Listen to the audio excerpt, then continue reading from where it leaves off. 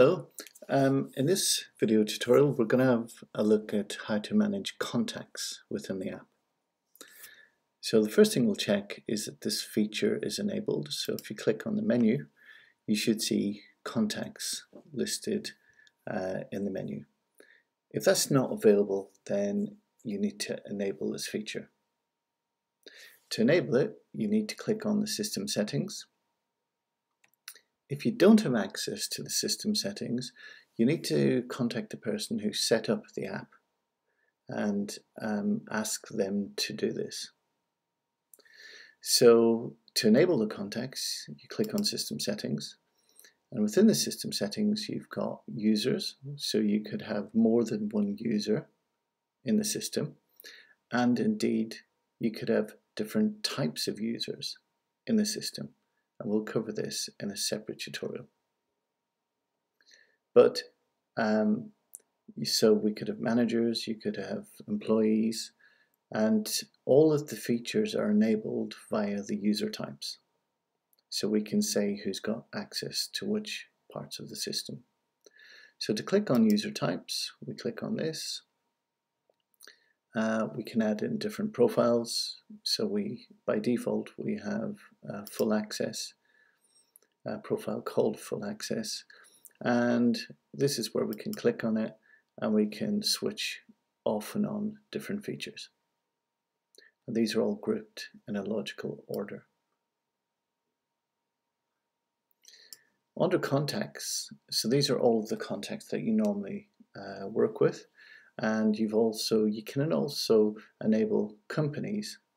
So this is where you can group contacts into different companies. This isn't necessary for a lot of businesses. So if you've just got a lot of individual customers, then you may not need to use this. But if you're working with a company and there's 3 or 4 contacts within that company and you think it's useful to be able to group them, then you can enable this feature. So I'm just going to click on cancel, click on back up to the menu. We now click on contacts. So the first thing we'll look at is we have a list of contacts in the system. And you can see up at the top there's filters where we can search by company name, contact name, and also we've got a concept called search tags. So if we wanted to search by Adrian, for example, type in Adrian, this will list everyone with that name. And if we typed in Little, for example, this is pulling up everyone from the Little demo company. And also we'll have a look in a second where we've got the facility to input little search tags. So this is where we can tag contacts with something that we want to search on. So for example, if we wanted to see everyone who had air conditioning, and if we wanted to see everyone who had a swimming pool, okay, so we're now going to click on one of these contacts to view the contact, and we can see that this has got a search tag aircon and swimming pool, which is why they appeared on both searches. So when you open up a contact on your telephone, then you can click on this and it will access the telephone, and you can make calls, and you can also click on this and quickly send an email to someone, so it's integrated to your device. To edit a contact, we simply click on edit, and then we can make changes, and the one thing we should always remember is to click on save. Okay. On the contact screen, when you open up contacts, you'll also see a number of things along the bottom. This is all of the other information that relates to this contact. So for example, I can see that there's a document stored. Okay, and if I click back, so we can add in more documents. simply click on here and select the document and type a little note explaining what the document's for. And it's the same, we can add in notes.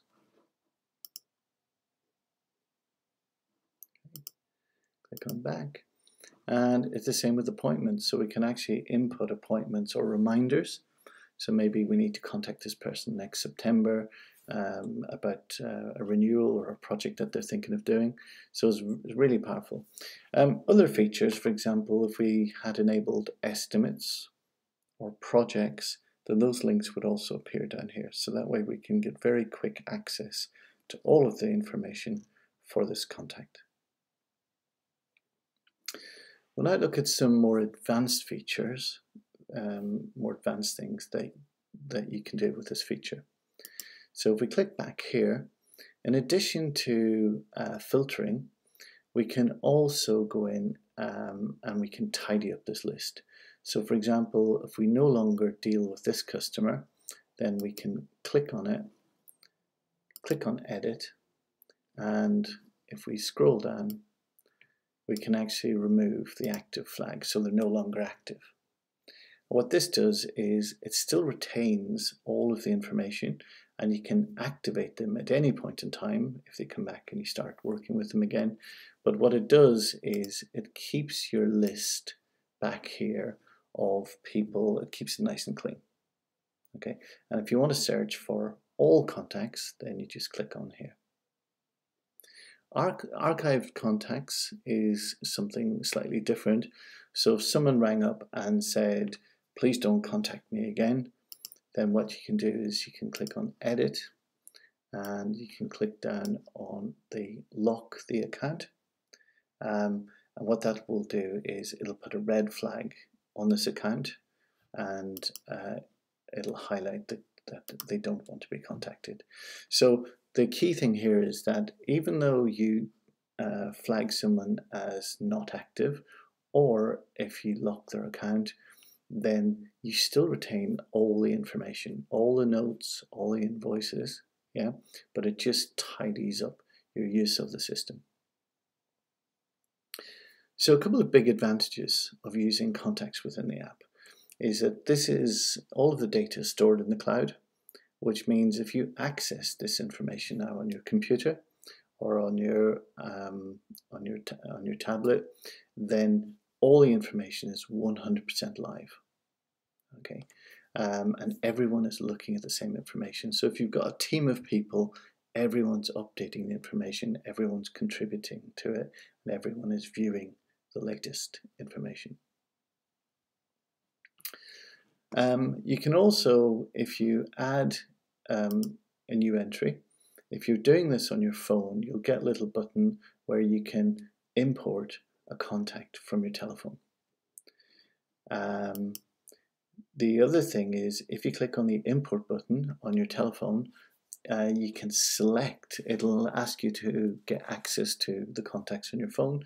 It'll read them all in, and you can select and deselect which ones you want to import into the app. And this is very useful when you start using the app to get up and running quickly. If you're doing this on the web, then if you click on this, you can get a you can download an Excel template, and you can populate that template, and then you can import it, and that's another way of getting the information into the system. A couple of other useful things is if you click on the help down here, you'll see other videos about managing contacts within the app. There's also a quick report, so if we click on this, whatever information you filtered on, it'll quickly dump that into a report. You can also export the data into Excel, and you can also send bulk emails. So if we click on this, then so we could filter everyone with a swimming pool, and we can click on send, and once again you can send out an email very quickly using your phone or using your computer. So I hope that is a good start in terms of managing your contacts, and we'll catch you on the next tutorial.